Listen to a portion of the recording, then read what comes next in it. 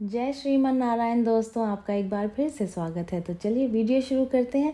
गाय के अंदर 33 करोड़ देवी देवताओं का वास होता है। गाय सबके लिए पूजनीय है और सारे पशु में सबसे ऊपर मानी जाती है। गाय को इतना पूजनीय माना गया है कि उसके लिए लोग रोज सुबह सुबह रोटी निकालते हैं और गाय को खिलाते हैं। गाय को लोग हरा चारा भी खिलाते हैं और गाय को रोज रोटी खिलाने के अनेकों फायदे हैं। जब गाय इतनी पूजनीय है और उसके अंदर इतने सारे देवी देवताओं का वास है, लेकिन इन सब के बावजूद आपने देखा होगा कि गाय बासी रोटी खाती है या फिर लोग उसको रखी हुई कई दिनों की रोटी खिलाते हैं। गाय सड़ी गली सब्जियां या फिर फल भी खाती है और अक्सर तो आपने देखा होगा कि गाय पॉलीथीन तक खा जाती है। वह इसलिए है क्योंकि गाय को श्राप मिला हुआ है और वो गाय को जो श्राप है वो सीता जी ने दिया हुआ है। ये आप वीडियो में जानेंगे। जो लोग वीडियो देख रहे हैं वीडियो को लाइक कर दें, चैनल को सब्सक्राइब कर दें और नोटिफिकेशन बेल को भी ज़रूर से दबा दें। तो चलिए वीडियो में आगे बढ़ते हैं। वाल्मीकि जी की रामायण में सीता द्वारा पिंडदान देकर के दशरथ की आत्मा को मोक्ष मिलने का संदर्भ आता है। वनवास के दौरान भगवान राम, लक्ष्मण और सीता पितृपक्ष के दौरान श्राद्ध करने के लिए गया धाम पहुंचे थे। वहां श्राद्ध कर्म के लिए आवश्यक सामग्री लेने के लिए राम और लक्ष्मण नगर की ओर चल दिए, क्योंकि बिना सामग्री के तो श्राद्ध हो नहीं सकता था। लेकिन क्या हुआ कि वो आए नहीं और दोपहर हो गई। पिंडदान का जो समय था वो निकलता जा रहा था और सीता जी थी वो उनकी व्याग्रता बढ़ती जा रही थी। वो परेशान हो रही थी कि पिंडदान का समय निकल रहा है और राम और लक्ष्मण अभी तक सामग्री लेकर के नहीं आए। इतने में ही दशरथ की आत्मा ने पिंडदान की मांग कर दी। गया जी के आगे फाल्गु नदी पर अकेली सीता जी बहुत परेशान हो उठी, असमंजस में पड़ गई कि अब वो क्या करें। सामग्री भी नहीं है और जिनको पिंडदान करना है राम और लक्ष्मण वो भी नहीं है। तो उन्होंने क्या किया, उन्होंने फाल्गु नदी के साथ में वट वृक्ष, केतकी के फूल और गाय को साक्षी मान करके बालू का पिंड बनाया और उसी से स्वर्गीय राजा दशरथ को निमित्त पिंडदान दे दिया। थोड़ी ही देर में भगवान राम और लक्ष्मण लौट आए और उन्होंने सीता जी से पूछा कि क्या आपने पिंडदान कर दिया है। तो सीता जी ने कहा क्योंकि समय निकल रहा था इसी कारण मैंने स्वयं ही पिंडदान कर दिया।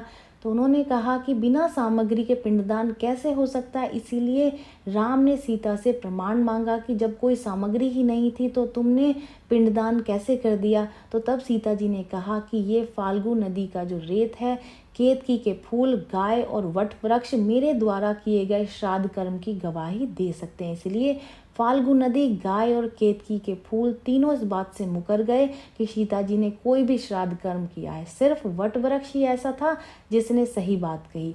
तब सीता जी ने दशरथ जी का ध्यान करके उनसे प्रार्थना की और उनको स्वयं ही गवाही देने के लिए आने के लिए बोला। दशरथ जी ने सीता जी की प्रार्थना को स्वीकार कर लिया और उन्होंने घोषणा की कि ऐन वक्त पर सीता ने ही मुझे पिंडदान दिया। इस पर राम जो थे वो बहुत ज़्यादा प्रसन्न हो गए, लेकिन तीनों गवाहों द्वारा झूठ बोलने पर सीता जी उनसे क्रोधित हो गई और उन्होंने उनको श्राप दे दिया। तो उन्होंने फाल्गु नदी को ये श्राप दिया कि जा तू सिर्फ नाम की नदी रहेगी, तुझ में कभी भी पानी नहीं रहेगा। इसीलिए आपने देखा होगा कि फाल्गु नदी आज भी गया में सूखी ही रहती है।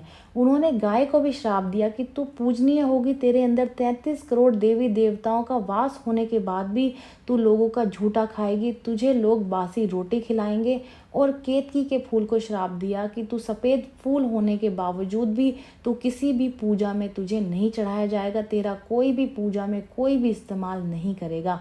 वट वृक्ष को सीता जी का आशीर्वाद मिला कि उसे लंबी आयु प्राप्त होगी और वो दूसरों को सदैव ही छाया प्रदान करेगा और जितनी भी पतिव्रता स्त्री हैं वो उनको याद करके अपने पति की दीर्घायु की कामना करेंगी। यही कारण है कि गाय को आज भी झूठा खाना पड़ता है, लोग उसको बासी रोटी खिलाते हैं। केतकी के फूल को कभी भी पूजा में इस्तेमाल नहीं किया जाता। यही एक ऐसा फूल है जो कि पूजा में वर्जित माना गया है। और फाल्गु नदी के तट पर सीता कुंड में पानी के अभाव में आज भी सिर्फ बालू या फिर रेत से पिंडदान दिया जाता है। ये जानकारी यहीं तक ही। उम्मीद है दी गई जानकारी आपके काम आएगी और इस जानकारी का आप लाभ उठाएंगे। और अब आप समझ गए होंगे कि क्या कारण है कि गाय इतनी पूजनीय है, उसके अंदर 33 करोड़ देवी देवताओं का वास है, लेकिन फिर भी उसको बासी रोटी या फिर बासी खाना खाना पड़ता है। तो चलिए मिलते हैं नई वीडियो में नई जानकारी के साथ। जय श्रीमन नारायण दोस्तों।